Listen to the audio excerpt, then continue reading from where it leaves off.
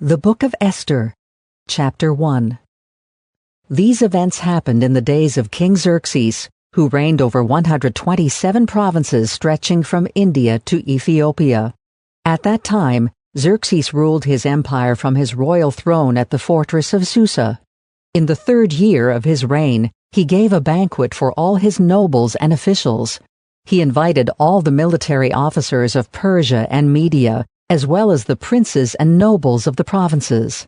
The celebration lasted 180 days, a tremendous display of the opulent wealth of his empire and the pomp and splendor of his majesty. When it was all over, the king gave a banquet for all the people, from the greatest to the least, who were in the fortress of Susa. It lasted for 7 days and was held in the courtyard of the palace garden. The courtyard was beautifully decorated with white cotton curtains and blue hangings, which were fastened with white linen cords and purple ribbons to silver rings embedded in marble pillars. Gold and silver couches stood on a mosaic pavement of porphyry, marble, mother of pearl, and other costly stones. Drinks were served in gold goblets of many designs, and there was an abundance of royal wine, reflecting the king's generosity. By edict of the king, no limits were placed on the drinking, for the king had instructed all his palace officials to serve each man as much as he wanted. At the same time, Queen Vashti gave a banquet for the women in the royal palace of King Xerxes. On the 7th day of the feast, when King Xerxes was in high spirits because of the wine, he told the 7 eunuchs who attended him, Meuman, Biztha, Harbona, Bigtha, Abagtha, Zethar, and Carcass, to bring Queen Vashti to him with the royal crown on her head. He wanted the nobles and all the other men to gaze on her beauty, for she was a very beautiful woman. But when they conveyed the king's order to Queen Vashti, she refused to come. This made the king furious, and he burned with anger. He immediately consulted with his wise advisers who knew all the Persian laws and customs, for he always asked their advice. The names of these men were Karshina, Shethar, Admatha, Tarshish, Meres, Marsina, and Memucan, 7 nobles of Persia and Media. They met with the king regularly and held the highest positions in the empire. "What must be done to Queen Vashti?" the king demanded. "What penalty does the law provide for a queen who refuses to obey the king's orders, properly sent through his eunuchs?" Memucan answered the king and his nobles, "Queen Vashti has wronged not only the king, but also every noble and citizen throughout your empire. Women everywhere will begin to despise their husbands when they learn that Queen Vashti has refused to appear before the king. Before this day is out, the wives of all the king's nobles throughout Persia and Media will hear what the queen did and will start treating their husbands the same way.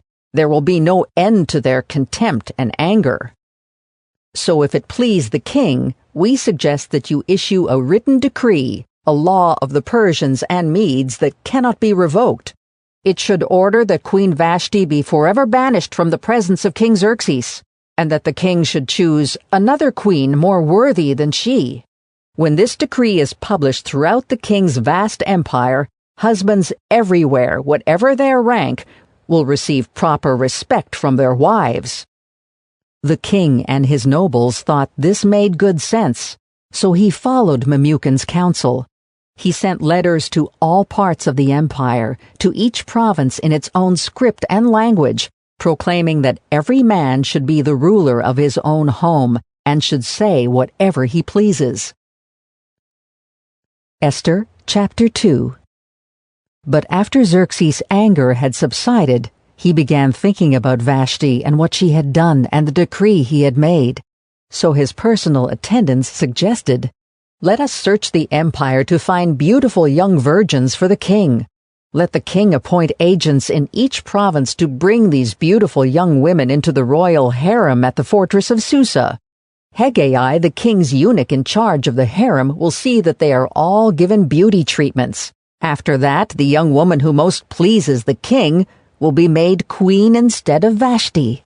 This advice was very appealing to the king, so he put the plan into effect. At that time there was a Jewish man in the fortress of Susa, whose name was Mordecai, son of Jair.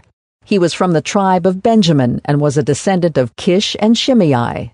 His family had been among those who, with King Jehoiakim of Judah, had been exiled from Jerusalem to Babylon by King Nebuchadnezzar. This man had a very beautiful and lovely young cousin Hadassah, who was also called Esther. When her father and mother died, Mordecai adopted her into his family and raised her as his own daughter. As a result of the king's decree, Esther, along with many other young women, was brought to the king's harem at the fortress of Susa and placed in Heggai's care. Heggai was very impressed with Esther and treated her kindly. He quickly ordered a special menu for her and provided her with beauty treatments. He also assigned her 7 maids specially chosen from the king's palace, and he moved her and her maids into the best place in the harem. Esther had not told anyone of her nationality and family background because Mordecai had directed her not to do so. Every day Mordecai would take a walk near the courtyard of the harem to find out about Esther and what was happening to her. Before each young woman was taken to the king's bed, she was given the prescribed 12 months of beauty treatments, 6 months with oil of myrrh, followed by 6 months with special perfumes and ointments. When it was time for her to go to the king's palace, she was given her choice of whatever clothing or jewelry she wanted to take from the harem. That evening she was taken to the king's private rooms, and the next morning she was brought to the second harem where the king's wives lived. There she would be under the care of Shaashgaz, the king's eunuch in charge of the concubines. She would never go to the king again unless he had especially enjoyed her and requested her by name. Esther was the daughter of Abihail, who was Mordecai's uncle. Mordecai had adopted his younger cousin Esther. When it was Esther's turn to go to the king, she accepted the advice of Heggai, the eunuch in charge of the harem. She asked for nothing except what he suggested, and she was admired by everyone who saw her. Esther was taken to King Xerxes at the royal palace in early winter of the 7th year of his reign. And the king loved Esther more than any of the other young women. He was so delighted with her that he set the royal crown on her head and declared her queen instead of Vashti. To celebrate the occasion, he gave a great banquet in Esther's honor for all his nobles and officials, declaring a public holiday for the provinces and giving generous gifts to everyone. Even after all the young women had been transferred to the second harem and Mordecai had become a palace official, Esther continued to keep her family background and nationality a secret. She was still following Mordecai's directions, just as she did when she lived in his home. One day as Mordecai was on duty at the king's gate, 2 of the king's eunuchs, Bigthana and Teresh, who were guards at the door of the king's private quarters, became angry at King Xerxes and plotted to assassinate him. But Mordecai heard about the plot and gave the information to Queen Esther. She then told the king about it and gave Mordecai credit for the report. When an investigation was made and Mordecai's story was found to be true, the 2 men were impaled on a sharpened pole. This was all recorded in the book of the history of King Xerxes' reign. Esther, chapter 3. Sometime later, King Xerxes promoted Haman, son of Hammedatha the Agagite, over all the other nobles, making him the most powerful official in the empire. All the king's officials would bow down before Haman to show him respect whenever he passed by, for so the king had commanded. But Mordecai refused to bow down or show him respect. Then the palace officials at the king's gate asked Mordecai, "Why are you disobeying the king's command?" They spoke to him day after day, but still he refused to comply with the order. So they spoke to Haman about this to see if he would tolerate Mordecai's conduct, since Mordecai had told them he was a Jew. When Haman saw that Mordecai would not bow down or show him respect, he was filled with rage. He had learned of Mordecai's nationality, so he decided it was not enough to lay hands on Mordecai alone. Instead, he looked for a way to destroy all the Jews throughout the entire empire of Xerxes. So in the month of April, during the 12th year of King Xerxes' reign, lots were cast in Haman's presence. The lots were called Purim, to determine the best day and month to take action. And the day selected was March 7, nearly a year later. Then Haman approached King Xerxes and said, "There is a certain race of people scattered through all the provinces of your empire, who keep themselves separate from everyone else. Their laws are different from those of any other people, and they refuse to obey the laws of the king. So it is not in the king's interest to let them live. If it please the king, issue a decree that they be destroyed, and I will give 10,000 large sacks of silver to the government administrators to be deposited in the royal treasury." The king agreed, confirming his decision by removing his signet ring from his finger and giving it to Haman, son of Hammedatha the Agagite, the enemy of the Jews. The king said, "The money and the people are both yours to do with as you see fit." So on April 17, the king's secretaries were summoned, and a decree was written exactly as Haman dictated. It was sent to the king's highest officers, the governors of the respective provinces, and the nobles of each province in their own scripts and languages. The decree was written in the name of King Xerxes and sealed with the king's signet ring. Dispatches were sent by swift messengers into all the provinces of the empire, giving the order that all Jews, young and old, including women and children, must be killed, slaughtered, and annihilated on a single day. This was scheduled to happen on March 7 of the next year. The property of the Jews would be given to those who killed them.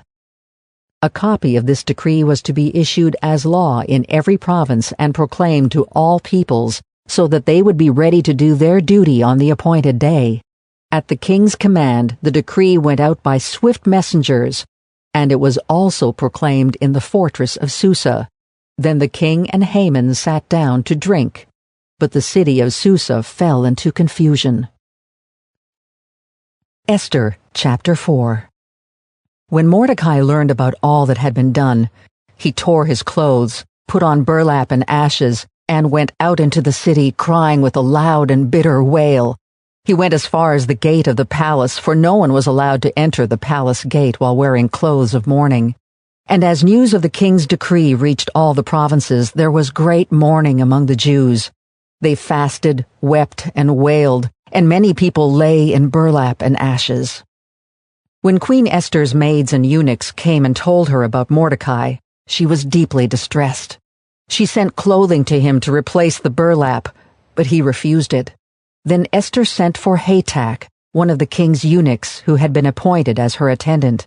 She ordered him to go to Mordecai and find out what was troubling him and why he was in mourning. So Hatak went out to Mordecai in the square in front of the palace gate. Mordecai told him the whole story, including the exact amount of money Haman had promised to pay into the royal treasury for the destruction of the Jews.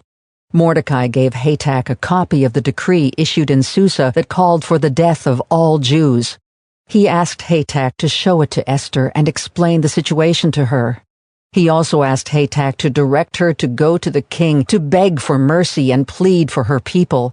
So Hatak returned to Esther with Mordecai's message. Then Esther told Hatak to go back and relay this message to Mordecai.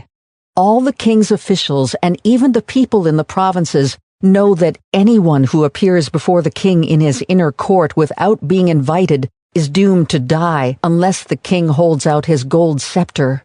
And the king has not called for me to come to him for 30 days. So Hatak gave Esther's message to Mordecai. Mordecai sent this reply to Esther. Don't think for a moment that because you're in the palace you will escape when all other Jews are killed. If you keep quiet at a time like this, deliverance and relief for the Jews will arise from some other place, but you and your relatives will die. Who knows if perhaps you were made queen for just such a time as this. Then Esther sent this reply to Mordecai. Go and gather together all the Jews of Susa and fast for me. Do not eat or drink for 3 days, night or day. My maids and I will do the same. And then, though it is against the law, I will go in to see the king. If I must die, I must die. So Mordecai went away and did everything as Esther had ordered him. Esther chapter 5. On the third day of the fast, Esther put on her royal robes and entered the inner court of the palace, just across from the king's hall. The king was sitting on his royal throne facing the entrance. When he saw Queen Esther standing there in the inner court, he welcomed her and held out the gold scepter to her. So Esther approached and touched the end of the scepter. Then the king asked her, "What do you want, Queen Esther? What is your request? I will give it to you, even if it is half the kingdom." And Esther replied, "If it please the king, let the king and Haman come today to a banquet I have prepared for the king." The king turned to his attendants and said, "Tell Haman to come quickly to a banquet, as Esther has requested." So the king and Haman went to Esther's banquet. And while they were drinking wine, the king said to Esther, "Now tell me what you really want. What is your request? I will give it to you, even if it is half the kingdom." Esther replied, "This is my request and deepest wish. If I have found favor with the king, and if it pleases the king to grant my request and do what I ask, please come with Haman tomorrow to the banquet I will prepare for you. Then I will explain what this is all about." Haman was a happy man as he left the banquet, but when he saw Mordecai sitting at the palace gate, not standing up or trembling nervously before him, Haman became furious. However, he restrained himself and went on home. Then Haman gathered together his friends and Zeresh his wife, and boasted to them about his great wealth and his many children. He bragged about the honors the king had given him and how he had been promoted over all the other nobles and officials. Then Haman added, "And that's not all. Queen Esther invited only me and the king himself to the banquet she prepared for us, and she has invited me to dine with her and the king again tomorrow." Then he added, "But this is all worth nothing as long as I see Mordecai the Jew just sitting there at the palace gate."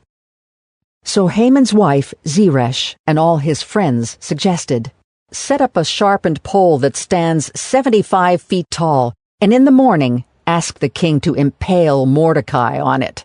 When this is done, you can go on your merry way to the banquet with the king." This pleased Haman, and he ordered the pole set up. Esther chapter 6. That night the king had trouble sleeping, so he ordered an attendant to bring the book of the history of his reign so it could be read to him. In those records he discovered an account of how Mordecai had exposed the plot of Bigthana and Teresh, two of the eunuchs who guarded the door to the king's private quarters. They had plotted to assassinate King Xerxes. "What reward or recognition did we ever give Mordecai for this?" the king asked. His attendants replied, "Nothing has been done for him." "Who is that in the outer court?" the king inquired. As it happened, Haman had just arrived in the outer court of the palace to ask the king to impale Mordecai on the pole he had prepared. So the attendants replied to the king, "Haman is out in the court." "Bring him in," the king ordered. So Haman came in, and the king said, "What should I do to honor a man who truly pleases me?" Haman thought to himself, "Whom would the king wish to honor more than me?" So he replied, "If the king wishes to honor someone, he should bring out one of the king's own royal robes, as well as a horse that the king himself has ridden, one with a royal emblem on its head. Let the robes and the horse be handed over to one of the king's most noble officials, and let him see that the man whom the king wishes to honor is dressed in the king's robes and led through the city square on the king's horse. Have the officials shout as they go, 'This is what the king does for someone he wishes to honor.'" "Excellent," the king said to Haman. "Quick, take the robes and my horse, and do just as you have said for Mordecai the Jew, who sits at the gate of the palace. Leave out nothing you have suggested." So Haman took the robes and put them on Mordecai, placed him on the king's own horse, and led him through the city square, shouting, "This is what the king does for someone he wishes to honor." Afterward, Mordecai returned to the palace gate. But Haman hurried home, dejected and completely humiliated. When Haman told his wife Zeresh and all his friends what had happened, his wise advisers and his wife said, "Since Mordecai, this man who has humiliated you, is of Jewish birth, you will never succeed in your plans against him. It will be fatal to continue opposing him." While they were still talking, the king's eunuchs arrived and quickly took Haman to the banquet Esther had prepared. Esther, chapter 7. So the king and Haman went to Queen Esther's banquet. On this second occasion, while they were drinking wine, the king again said to Esther, "Tell me what you want, Queen Esther. What is your request? I will give it to you, even if it is half the kingdom." Queen Esther replied, "If I have found favor with the king, and if it pleases the king to grant my request, I ask that my life and the lives of my people will be spared. For my people and I have been sold to those who would kill, slaughter, and annihilate us. If we had merely been sold as slaves, I would remain quiet, for that would be too trivial a matter to warrant disturbing the king." "Who would do such a thing?" King Xerxes demanded. "Who would be so presumptuous as to touch you?" Esther replied, "This wicked Haman is our adversary and our enemy." Haman grew pale with fright before the king and queen. Then the king jumped to his feet in a rage and went out into the palace garden. Haman, however, stayed behind to plead for his life with Queen Esther, for he knew that the king intended to kill him. In despair, he fell on the couch where Queen Esther was reclining, just as the king was returning from the palace garden. The king exclaimed, "Will he even assault the queen right here in the palace before my very eyes?" And as soon as the king spoke, his attendants covered Haman's face, signaling his doom. Then Harbona, one of the king's eunuchs, said, "Haman has set up a sharpened pole that stands 75 feet tall in his own courtyard. He intended to use it to impale Mordecai, the man who saved the king from assassination." "Then impale Haman on it," the king ordered. So they impaled Haman on the pole he had set up for Mordecai, and the king's anger subsided. Esther, chapter 8. On that same day, King Xerxes gave the property of Haman, the enemy of the Jews, to Queen Esther.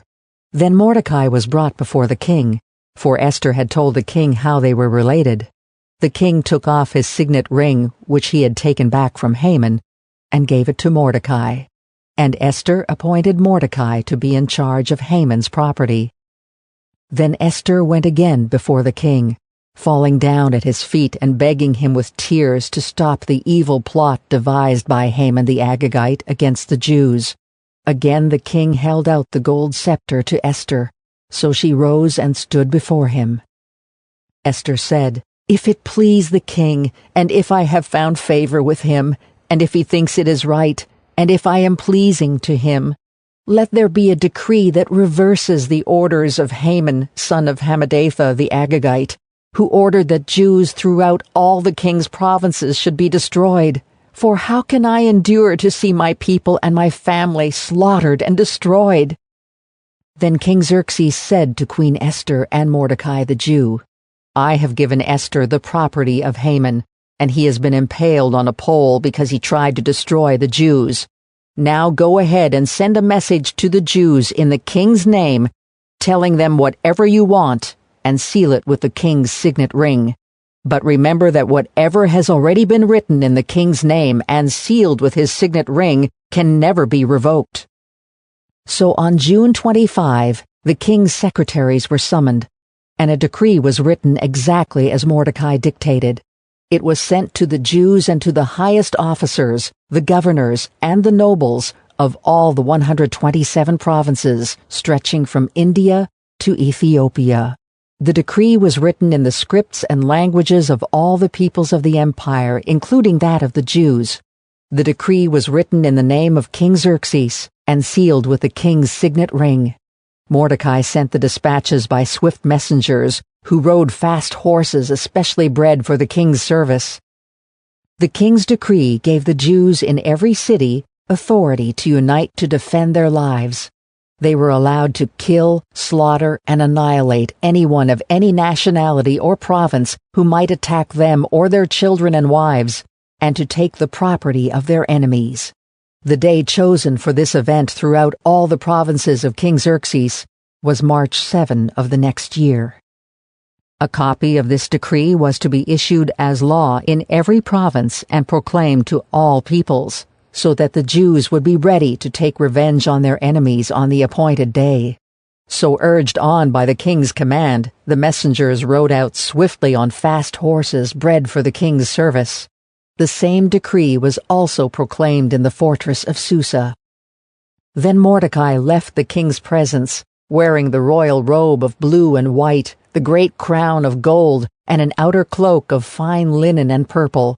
And the people of Susa celebrated the new decree.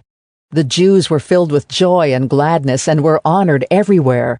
In every province and city, wherever the king's decree arrived, the Jews rejoiced and had a great celebration and declared a public festival and holiday. And many of the people of the land became Jews themselves, for they feared what the Jews might do to them. Esther chapter 9. So on March 7, the 2 decrees of the king were put into effect. On that day the enemies of the Jews had hoped to overpower them, but quite the opposite happened. It was the Jews who overpowered their enemies.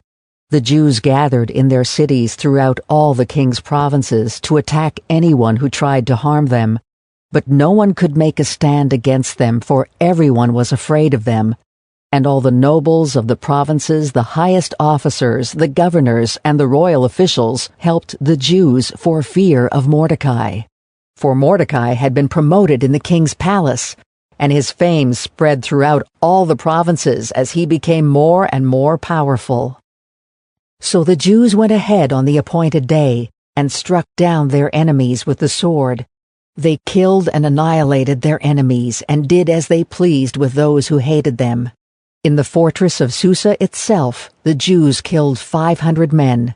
They also killed Parshandatha, Dalphon, Aspatha, Paratha, Adaliah, Aridatha, Parmashta, Arisai, Aridai, and Vizatha, the 10 sons of Haman, son of Hammedatha, the enemy of the Jews. But they did not take any plunder. That very day, when the king was informed of the number of people killed in the fortress of Susa, he called for Queen Esther. He said, "The Jews have killed 500 men in the fortress of Susa alone, as well as Haman's 10 sons. If they have done that here, what has happened in the rest of the provinces? But now, what more do you want? It will be granted to you. Tell me, and I will do it." Esther responded, "If it please the king, give the Jews in Susa permission to do again tomorrow as they have done today, and let the bodies of Haman's 10 sons be impaled on a pole." So the king agreed, and the decree was announced in Susa, and they impaled the bodies of Haman's 10 sons. Then the Jews at Susa gathered together on March 8 and killed 300 more men, and again they took no plunder. Meanwhile, the other Jews throughout the king's provinces had gathered together to defend their lives. They gained relief from all their enemies, killing 75,000 of those who hated them, but they did not take any plunder. This was done throughout the provinces on March 7, and on March 8 they rested, celebrating their victory with a day of feasting and gladness. The Jews at Susa killed their enemies on March 7 and again on March 8, then rested on March 9, making that their day of feasting and gladness. So to this day, rural Jews living in remote villages celebrate an annual festival and holiday on the appointed day in late winter, when they rejoice and send gifts of food to each other. Mordecai recorded these events and sent letters to the Jews near and far throughout all the provinces of King Xerxes, calling on them to celebrate an annual festival on these 2 days. He told them to celebrate these days with feasting and gladness, and by giving gifts of food to each other and presents to the poor. This would commemorate a time when the Jews gained relief from their enemies, when their sorrow was turned into gladness and their mourning into joy. So the Jews accepted Mordecai's proposal and adopted this annual custom. Haman, son of Hammedatha the Agagite, the enemy of the Jews, had plotted to crush and destroy them on the date determined by casting lots. The lots were called Purim. But when Esther came before the king, he issued a decree causing Haman's evil plot to backfire, and Haman and his sons were impaled on a sharpened pole. That is why this celebration is called Purim, because it is the ancient word for casting lots. So because of Mordecai's letter and because of what they had experienced, the Jews throughout the realm agreed to inaugurate this tradition and to pass it on to their descendants and to all who became Jews. They declared they would never fail to celebrate these 2 prescribed days at the appointed time each year. These days would be remembered and kept from generation to generation and celebrated by every family throughout the provinces and cities of the empire. This festival of Purim would never cease to be celebrated among the Jews, nor would the memory of what happened ever die out among their descendants. Then Queen Esther, the daughter of Abihail, along with Mordecai the Jew, wrote another letter putting the queen's full authority behind Mordecai's letter to establish the festival of Purim. Letters wishing peace and security were sent to the Jews throughout the 127 provinces of the empire of Xerxes. These letters established the festival of Purim, an annual celebration of these days at the appointed time, decreed by both Mordecai the Jew and Queen Esther. The people decided to observe this festival just as they had decided for themselves and their descendants to establish the times of fasting and mourning. So the command of Esther confirmed the practices of Purim, and it was all written down in the records. Esther, chapter 10. King Xerxes imposed a tribute throughout his empire, even to the distant coastlands. His great achievements and the full account of the greatness of Mordecai, whom the king had promoted, are recorded in the book of the history of the kings of Media and Persia. Mordecai the Jew became the prime minister with authority next to that of King Xerxes himself. He was very great among the Jews, who held him in high esteem, because he continued to work for the good of his people, and to speak up for the welfare of all their descendants.